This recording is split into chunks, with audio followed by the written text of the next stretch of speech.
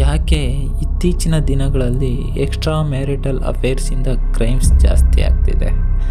ಮತ್ತು ಮೈಸೂರಿನ ಲಾಡ್ಜ್ ಒಂದರಲ್ಲಿ ರೂಮ್ ನಂಬರ್ 116ನಲ್ಲಿ ಈ ಎಕ್ಸ್ಟ್ರಾ ಮ್ಯಾರಿಟಲ್ ಅಫೇರ್ಸಿಂದ ಹೇಗೆ ಕ್ರೈಮ್ ಆಯಿತು? ಆತ ಕೊಲೆ ಮಾಡಲು ಡಿಟೋನೇಷನ್ ಏಕೆ ಬಳಸ್ತಾ? ಡಿಟೋನೇಷನ್ ಹೇಗೆ ವರ್ಕ್ ಆಗುತ್ತೆ? ಆತ ಕೊಲೆ ಮಾಡಲು ಕಾರಣಗಳೇನು? ಅವನ ಕೈಗೆ ಸ್ಫೋಟಕಗಳು ಹೇಗೆ ಸಿಕ್ತು? ಆತನಿಗೆ ಆಗಬಹುದಾದ ಶಿಕ್ಷೆ ಏನು ಅನ್ನೋದನ್ನು ತಿಳ್ಕೊಳ್ಳೋಣ ಬನ್ನಿ. Let's understand the Rakshita alias Darshita murder case. ನೀವೇನಾದರೂ ನಮ್ಮ ಚಾನಲ್ಗೆ ಹೊಸಬರಾಗಿದ್ದರೆ ಈಗಲೇ ಸಬ್ಸ್ಕ್ರೈಬ್ ಮಾಡ್ಕೊಳ್ಳಿ. ಇದೇ ಥರ ಎಕ್ಸೈಟ್ ಆಗಿರೋ ಸಂಗತಿಗಳನ್ನ ನಿಮ್ಮ ಮುಂದೆ ಹೇಳೋ ಪ್ರಯತ್ನ ನಮ್ಮದು. ರಕ್ಷಿತಾ, ವಯಸ್ಸು 20 ವರ್ಷ. ಈಕೆ ಮೈಸೂರು ಜಿಲ್ಲೆಯ ಹುಣಸೂರು ತಾಲೂಕಿನ ಗೆರಸನಹಳ್ಳಿಯವರು. ಈಕೆನ ಕೆಲವು ವರ್ಷಗಳ ಹಿಂದೆ ಕೇರಳದ AP ಸುಭಾಷ್ ಎಂಬಾತನಿಗೆ ಮದುವೆ ಮಾಡಿಕೊಟ್ಟಿರ್ತಾರೆ. ಆ ದಂಪತಿಗಳಿಗೆ 2 ಮಕ್ಕಳು ಕೂಡ ಇರ್ತಾರೆ. ಈಕೆ ಗಂಡ ದುಬೈನಲ್ಲಿ ಬಸ್ ಡ್ರೈವರ್ ಆಗಿ ಕೆಲಸ ಮಾಡ್ತಿದ್ದಂತೆ. ಈಕೆಗೆ ಮದುವೆಗೂ ಮುಂಚೆನೇ ಒಬ್ಬ ಲವರ್ ಇರ್ತಾನೆ, ಆತನೇ ಸಿದ್ದರಾಜು. ದರ್ಶಿತಾಗೆ ದೂರದ ರಿಲೇಷನ್ ಅಂತೆ, ಅತ್ತೆ ಮಗ ಕೂಡ ಹೌದಂತೆ.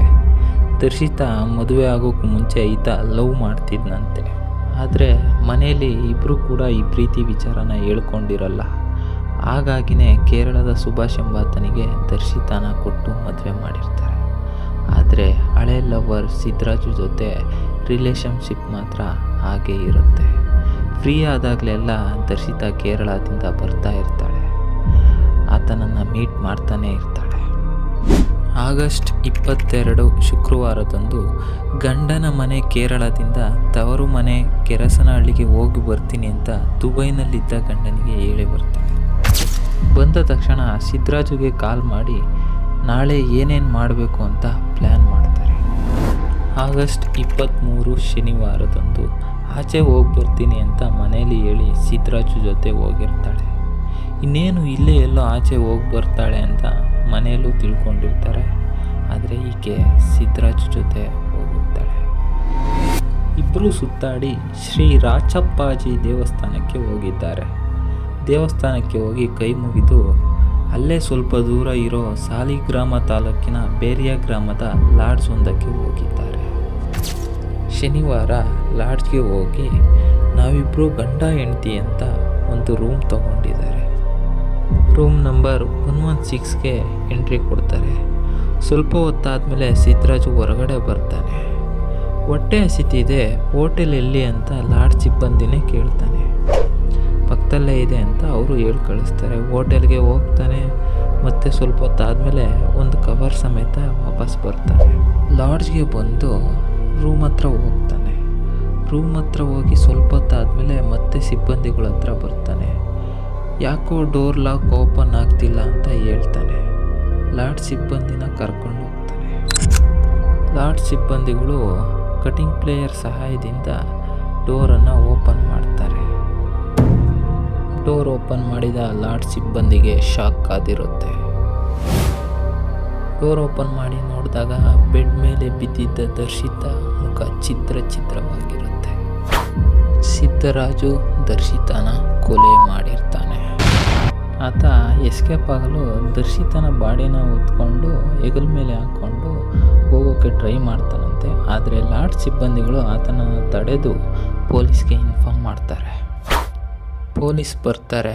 ಆಗ ಸಿದ್ದರಾಜು ಒಂದು ಕತೆ ಕಟ್ತಾನೆ. ಈಕೆ ಮೊಬೈಲ್ ಬ್ಲಾಸ್ಟಿಂದ ಸತ್ತಿದ್ದಾಳೆ ಅಂತ ಹೇಳ್ತಾನೆ. ಪೊಲೀಸರನ್ನೇ ಮಿಸ್ಲೀಡ್ ಮಾಡೋಕ್ಕೆ ಟ್ರೈ ಮಾಡ್ತಾನೆ.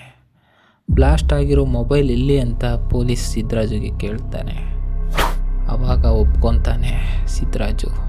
ನಾನು ಸ್ಫೋಟಕಗಳನ್ನು ಬಳಸಿ ಆಕೆನ ಕೊಲೆ ಮಾಡಿದ್ದೀನಿ ಅಂತ ಒಪ್ಕೋತಾನೆ.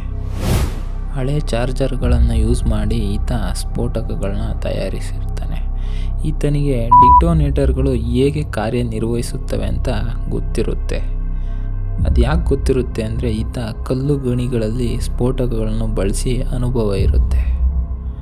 ಡಿಟೋನೇಟರ್ಗೆ ಯಾವುದೇ ಬೆಂಕಿ ಹಚ್ಚಿ ಏನು ಯೂಸ್ ಮಾಡೋಂಗಿಲ್ಲ, ಬೆಂಕಿ ಕಡ್ಡಿ ಏನೂ ಯೂಸ್ ಮಾಡೋಂಗಿಲ್ಲ. ಜಸ್ಟ್ ಅದಕ್ಕೆ ಪ್ರೆಸ್ ಮಾಡಿ ಇಟ್ಕೊಂಡ್ರೆ ಸಾಕು, ಬ್ಲಾಸ್ಟ್ ಆಗುತ್ತೆ. ಇದನ್ನು ಹಳೆ ಚಾರ್ಜರಿಂದ ತಯಾರಿಸಿದ್ದಾನೆ. ಸಿದ್ದರಾಜು ಇದೆಲ್ಲ ಮಾಡೋಕ್ಕೆ ಹೇಗೆ ಹೆಲ್ಪ್ ಆಯಿತು ಅಂದರೆ, ಸಿದ್ದರಾಜು ಒಂದು ಹಾರ್ಡ್ವೇರ್ ಶಾಪನ್ನು ನಡೆಸ್ತಾ ಇರ್ತಾನೆ. ಅದಕ್ಕೆ ಇವೆಲ್ಲ ಮಾಡಲು ಈಸಿಯಾಗಿದೆ ಆತನಿಗೆ. ಈ ಡಿಟೋನೇಟರ್ ಏನಿದೆಯಲ್ಲ, ಅದು ಸೌಂಡ್ಸ್ ವೇವ್ಸ್ಗಿನ್ನ ತುಂಬ ಫಾಸ್ಟ್. ಆ ಫಾಸ್ಟಲ್ಲಿ ಒಂದು ಹುಡುಗಿಯ ಬಾಯಲ್ಲಿ ಇಟ್ಟು ಬ್ಲಾಸ್ಟ್ ಮಾಡಿದ್ದಾನೆ ಅಂದರೆ ಊಹೆ ಮಾಡ್ಕೊಳ್ಳಿ ವೀಕ್ಷಕರೇ. ದರ್ಶಿತಾಳ ಬಾಯಿಗೆ ಆ ಸ್ಫೋಟಕ ಇಟ್ಟು ಕೊಲೆ ಮಾಡಿದ್ದಾನೆ. ಆ ಬಾಯಿ, ದರ್ಶಿತಾಳ ಬಾಯಿ ಎಷ್ಟು ಚಿತ್ರವಾಗಿರುತ್ತೆ. ಆಕೆನ ಸಿದ್ದರಾಜು ಕೊಲ್ಲಲು ಕಾರಣ ಏನಪ್ಪ ಅಂದರೆ, ದರ್ಶಿತಾ ಸಿದ್ದರಾಜುಗೆ 80,000 ಸಾಲ ಕೊಟ್ಟಿರ್ತಾಳೆ. ಆ ಹಣವನ್ನು ವಾಪಸ್ ಕೇಳ್ತಾಳೆ, ಪ್ರೆಷರ್ ಹಾಕ್ತಾಳೆ ಕೊಡು ಅಂತ.